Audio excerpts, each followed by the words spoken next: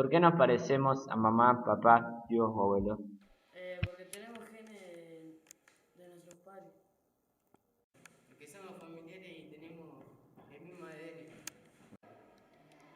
Nos parecemos por la genética que traemos, que son heredados de los padres, madres, abuelos, que es una cuestión del cuerpo humano, ¿sí? de las células y bueno, de todo el sistema reproductivo. Porque tienen la misma sangre. Tiene que ver con los ADNs que compartimos justamente con lo que tiene que ver con la rama familiar. Entonces, bueno, compartimos características físicas que justamente se comparten dentro de los cromosomas. Porque tengo los rulos de él, la cara de él, las piernas. Por la genética que está en nuestro ADN. Bueno, viene por una cuestión de genes relacionado con la genética. Los genes dominantes de uno de los dos, o del papá o de la mamá, hace que nosotros tengamos características específicas de alguno de ellos. O sea, a medida que va pasando de generación en generación, hay rasgos genéticos que se van manteniendo. Tiene que ver con la genética, ¿sí? Es decir, nosotros compartimos ADN, que cuando nosotros nos formamos lo que es el óvulo y el espermatozoides, compartimos material genético de ambos, de nuestros padres o nuestros abuelos. Por eso a veces nos podemos parecer la familia de nuestro papá o la familia de nuestra mamá. ¿Y qué son la herencia y la genética? La herencia son los caracteres que se van a transmitir de generación en generación. En realidad, básicamente es eso. La genética va a ser la ciencia que va a estudiar la transmisión de esos caracteres. La genética estudia la transferencia de los caracteres, todo lo que es la herencia. ¿Qué es el ADN? El ADN es una molécula que está adentro de la célula eucariota. Existe también en las células procariotas. Y es la molécula que lleva toda la información del funcionamiento celular y de todo el organismo. ¿Qué son los cromosomas? Los cromosomas son los fragmentos de ADN, son moléculas de ADN enrolladas sobre sí mismas, que forman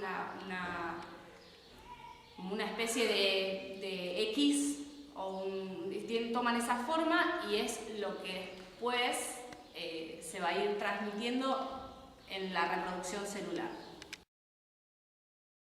¿Qué son el genotipo y el fenotipo? El genotipo son las características que están a nivel genético, en los genes. ¿Sí? Es lo que nosotros llevamos en el ADN. Son las características que se dan a nivel génico, a nivel del gen. Distinto es el fenotipo, que son las características observables.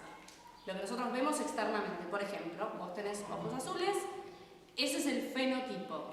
El genotipo va a ser el gen que va a determinar que vos tengas ese color de ojos.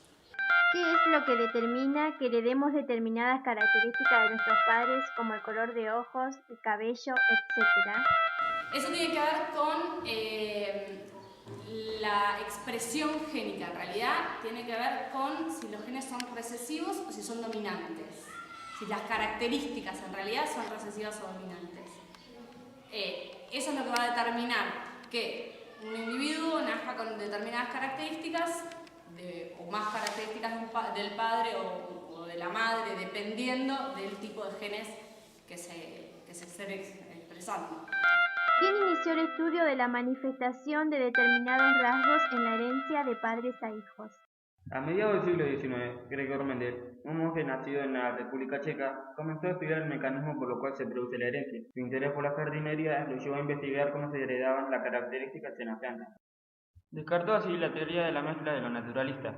Sus resultados fueron redescubiertos 40 años más tarde y enunciados con el nombre de leyes de Mendel.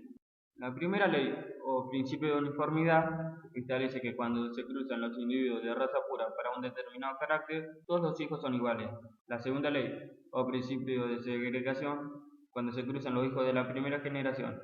En la nueva generación aparecen 3/4 del carácter dominante y 1/4 con apariencia recesiva. La tercera ley, o de segregación independiente, en los hijos de la primera generación, los caracteres se transmiten de forma independiente. La herencia también se da en el sexo que tendrán los hijos, dependiendo de los cromosomas que se manifiesten, siendo el hombre quien defina el que sea varón o mujer por su cromosoma Y. Un caso de particular importancia es la probabilidad de heredar enfermedades genéticas. Habrá un 50% de probabilidades en muchas de ellas sin importar el sexo del hijo. Veamos en detalle dónde están los cromosomas. Todas las células contienen los mismos elementos y procesos. Todas las células tienen cromosomas formando cadenas de ADN. Las plantas y animales tienen células eucariotas, que son aquellas donde su núcleo se encuentra bien definido, y en su interior se encuentran los cromosomas. Todas estas células constituyen la mayoría de los seres vivos y están formadas por núcleo, citoplasma y membrana. El núcleo de esta célula tiene una forma más o menos esférica y se encuentra aproximadamente en el centro.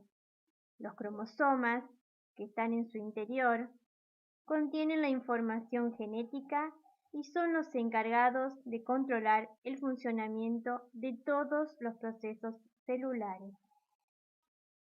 La reproducción es uno de los procesos más importantes de todos los seres vivos. Lo mismo que los animales o las plantas, las células también se reproducen a partir de células madres. La reproducción, la célula madre, transmite a las hijas la información genética necesaria para su funcionamiento. Dicha información está en el ADN del núcleo. En el momento de reproducción, las moléculas de ADN se duplican y se condensan en hebras formando los cromosomas de las células hijas. Todas las células de los individuos de la misma especie, con la excepción de las células sexuales, las cuales tienen el mismo número de cromosomas, por ejemplo 46 en el hombre. El proceso en el que una célula se divide en dos idénticas a ella misma se llama mitosis. Primero, se produce la separación de los cromosomas en dos grupos iguales y después se realiza la división celular. El proceso de la meiosis es más complejo. A partir de una célula madre se obtienen 4 hijas, cada una de ellas con la mitad de los cromosomas que la célula madre. Las células sexuales se forman con este tipo de reproducción para evitar que el número de cromosomas se vaya duplicando en cada generación. De esta manera, al unirse las células sexuales, los nuevos individuos tienen el mismo número de cromosomas que sus padres. ¿Cómo se da ese proceso de división celular? Proceso de meiosis o formación de células sexuales.